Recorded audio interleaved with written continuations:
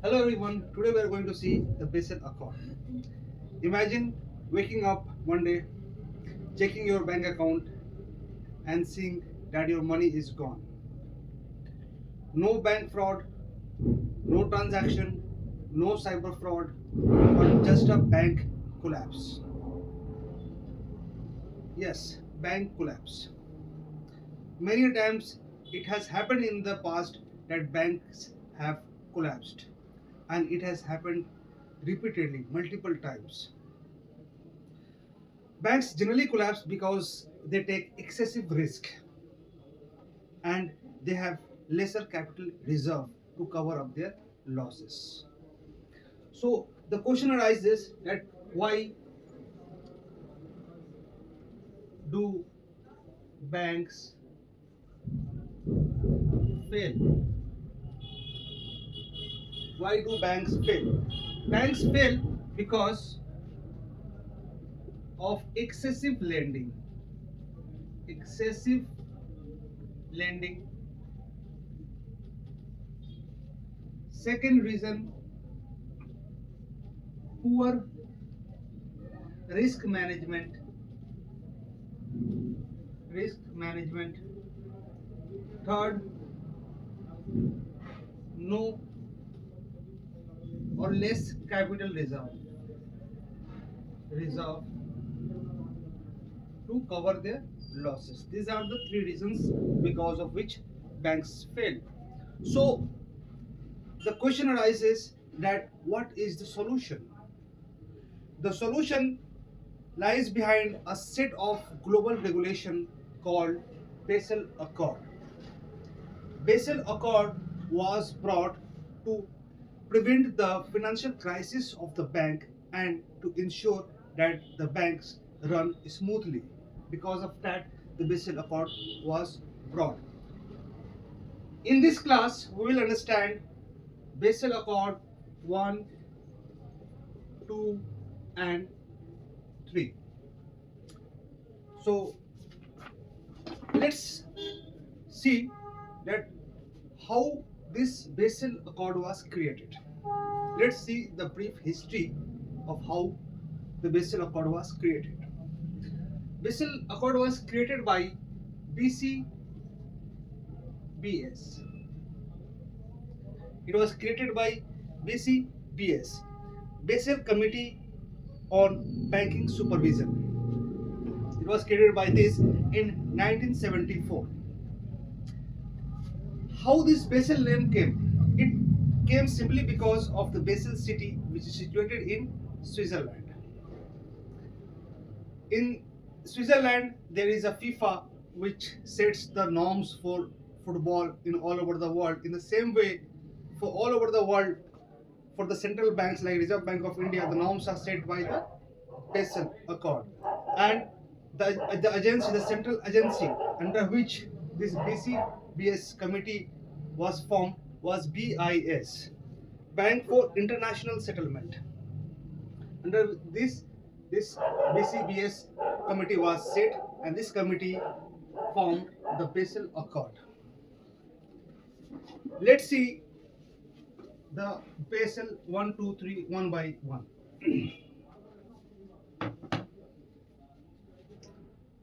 Now we will see the Basel 1. Basel 1 was brought in 1988. 1988 by G10. A group of 10 countries came together and they formed Basel I Accord. Later on, G20 was expanded by 45 countries, and now there are more than 100 countries who follow the Basel Accord. So the Basel I introduced few things like capital adequacy. Capital adequacy ratio. It is called CAR. CAR. We'll see what is capital adequacy ratio. It also introduced risk weighted asset. Risk weighted weighted asset. So as per Basel I, the risk of the banks are not same for all the borrowers. We know that the banks earn profit through giving the loan, and how they get funding through the deposit, like NDTL, the home loan, car loan, personal loan, business loan. All these things are the source of revenue for the banks, and from that source the bank give loan and they earn the real revenue. How? Because charges they charge the interest. Through interest the bank earn the revenue. So the risk is different for different kind of borrower. Like for example, there is Ram and Shyam. Ram is doing a government job, is having security, and he goes to bank and says that, sir, give us loan, I want to buy a home, and we'll give gold as a security. Ram deposited the gold and he took the home loan. So the risk for Ram is very lesser. He's less risky. But on the other hand, Sham is another guy who says that I also want loan, but that guy is not having a secured job and he is having a habit of spending the money in parties. He also gets loan, but the risk for him is very high. He is highly risky. So that is why it is said in Basel I that the risk weighted asset for everyone is not equal. It differs from person to person. That is risk weighted asset. So looking into this factor, the capital adequacy ratio was set. According to Basel I, it was decided that a person who takes the loan may default. The person like Shyam may default. So when he default, and if the bank is not having proper reserve, then the bank may collapse.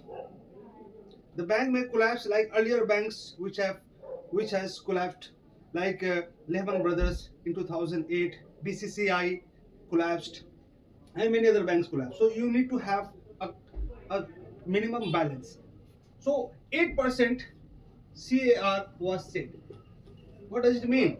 It means that if the bank has 100 rupees to give the loan, for sake of simplicity we are taking 100 rupees.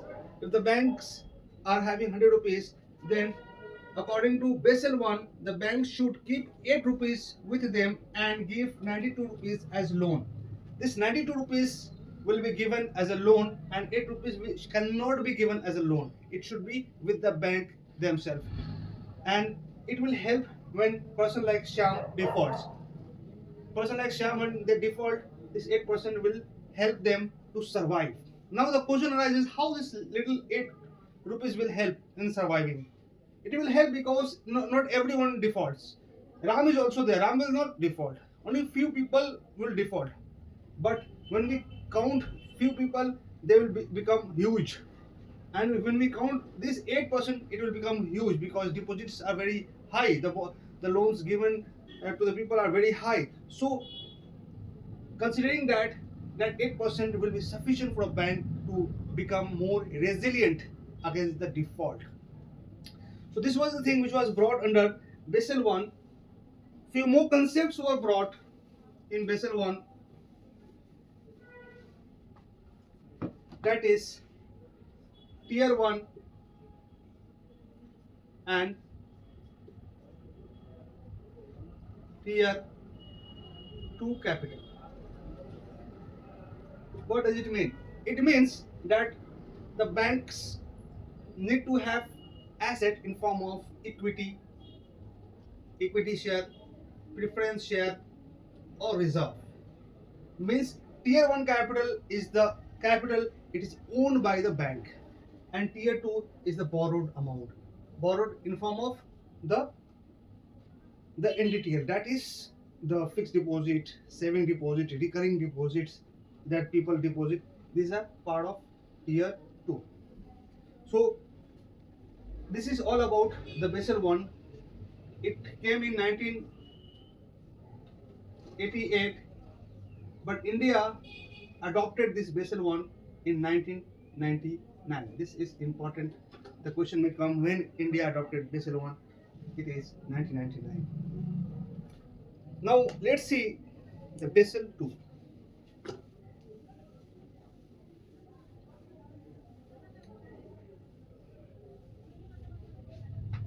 Let's see Basel II. Basel II. In Basel I, the credit risk was covered. That is capital adequacy ratio. But it was felt later in 2004. Basel II was brought in 2004. It was felt that no, only credit risk is not sufficient. Banks require more resilience. They require more coverage, more protection. So for that, Basel II was brought. And apart from CAR, capital adequacy ratio, two more things were added.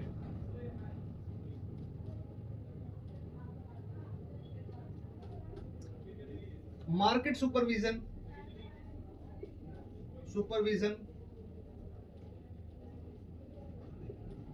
and market discipline.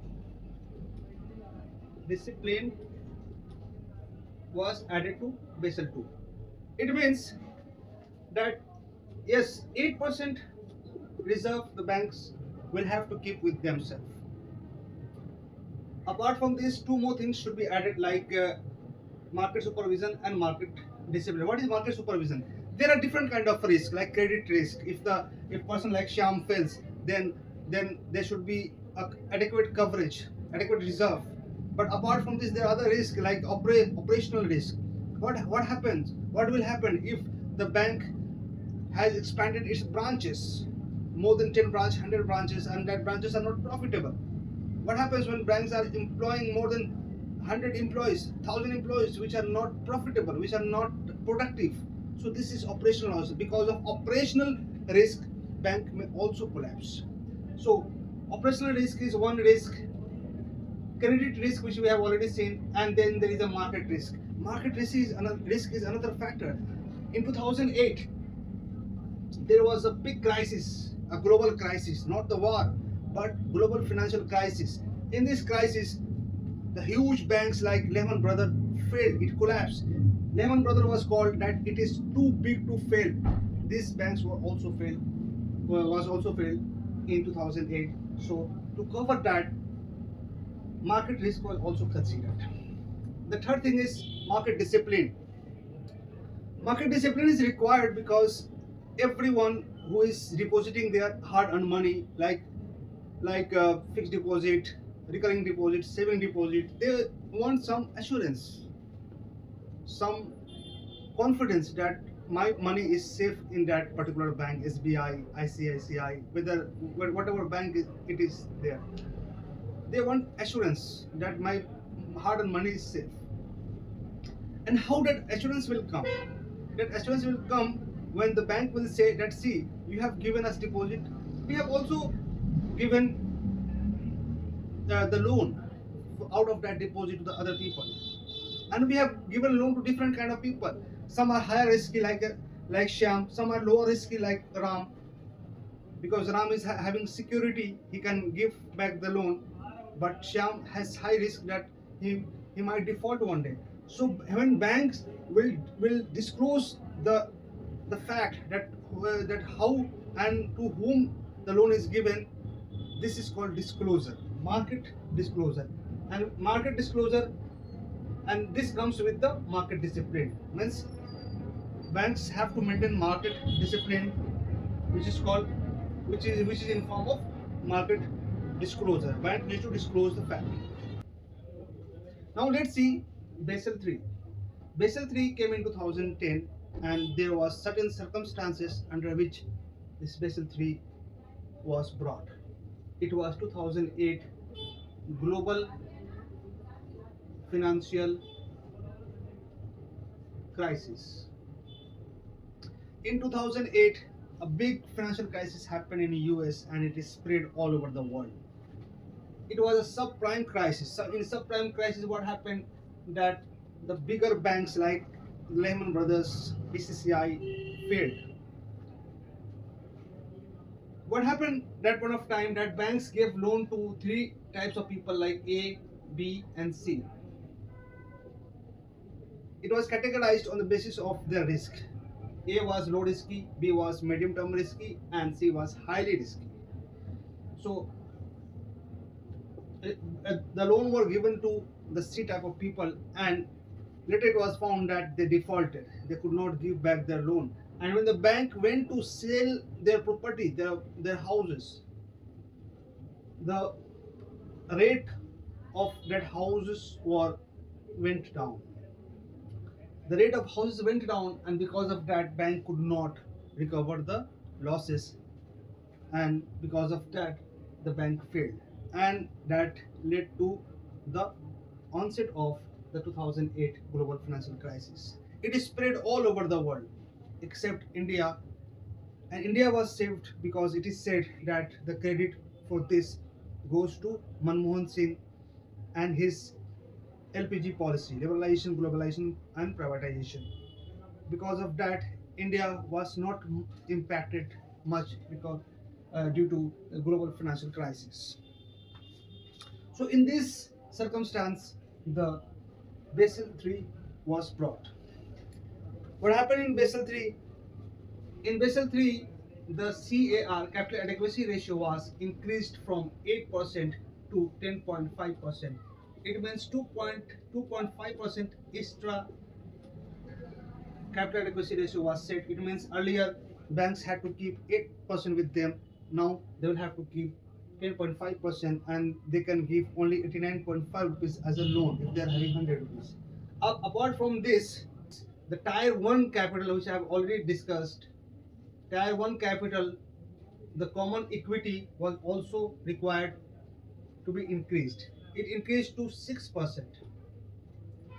Common equity and additional equity under tier 1 capital, it was increased. It means that the banks have to park certain amount of their asset in equity fund, in preference share, in reserve, that is tier 1 capital.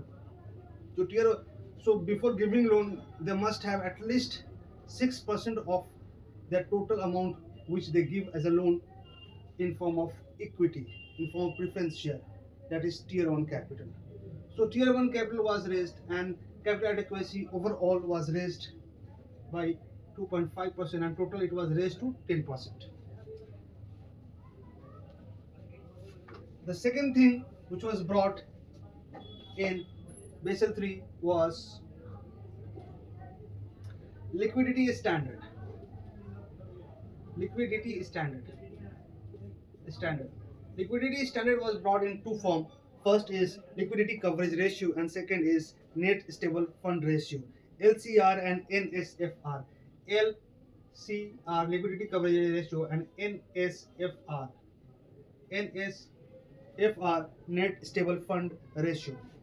Liquidity coverage ratio was for 30 days. It means the bank must have 30 days reserve in case of the default, in case of the fund crunch, in case of financial crisis. They must have 30 days reserve to survive.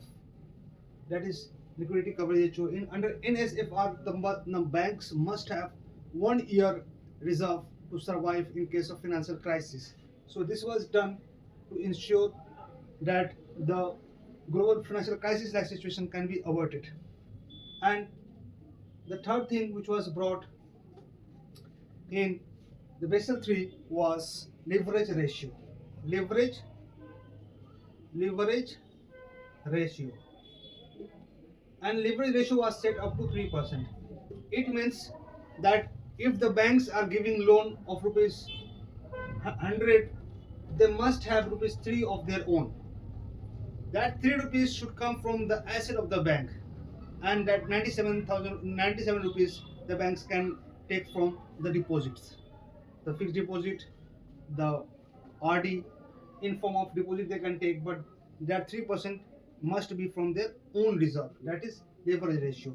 So we have seen Basel 1, Basel 2, and Basel 3. Now quickly let's see some achievement of Basel Accord.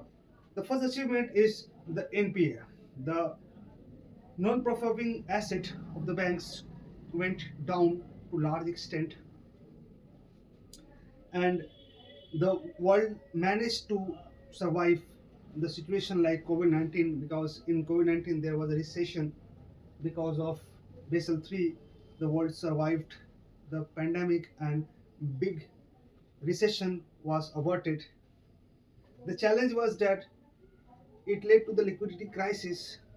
Profitability issue was is there, because banks often they say that they're not making much profit because of the CAR. The RBI, the mandate of RBI is 9%, and because of that they will have to park 9% of their total deposit, which they cannot give as a loan. So this is one issue. And third thing is that India has not yet implemented the Basel 1, Basel 2. Now we are having Basel 3 in 2010, but India has not yet implemented the Basel 2, which came in 2004. So this is all we have seen in Basel Accord. Thank you very much.